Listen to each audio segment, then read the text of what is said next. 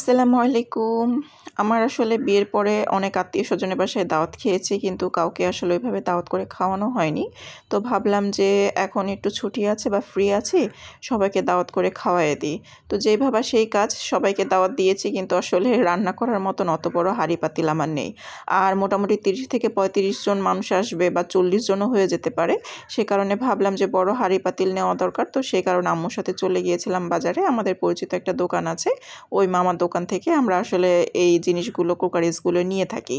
তো এই তো বড় সাইজের 2টা সসপ্যান নিয়েছি, অনেক বড়। বড়টা যেটা দেখছেন এটা আসলে অনেক বড়, আর মাঝেরটা যেটা এটা হচ্ছে একটু মাঝারি সাইজ বা মাঝারির থেকে একটু বড়। আর ফ্রিজ নিয়েছি 2 কালারের, একটা সাদা আর একটা ব্ল্যাকের উপর ডিজাইন, সাদার উপরে ব্ল্যাক ডিজাইন আর একটা পিঙ্ক কালার ডিজাইন। আর নিচের যে প্লেটটা সিঙ্গেল প্লেট নিয়েছি, ওটা জাস্ট এমনি ইউজের জন্য নিয়েছি নর্মালি। তো সব মিলায়ে শপিং কমপ্লিট। এই প্লেটটা আমার অনেক বেশি পছন্দ হয়েছে, ওখানে দেখা মাত্রই পছন্দ হয়েছে। প্লেটটা অনেক সুন্দর।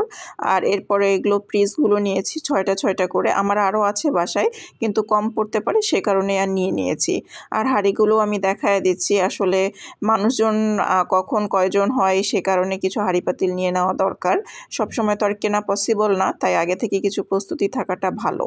আমার আম্মুর ছিল হাঁড়ি পাতিল, আমি নিতে পারতাম, কিন্তু আসলে আমার মনে হয়েছে নিজের সংসারের জিনিসের ব্যাপারটা খুব আলাদা। অন্যের জিনিস নিয়ে আমি ততটা শান্তি পাবো না, যতটা আমি নিজের জিনিস ইউজ করে মনে শান্তি পাবো।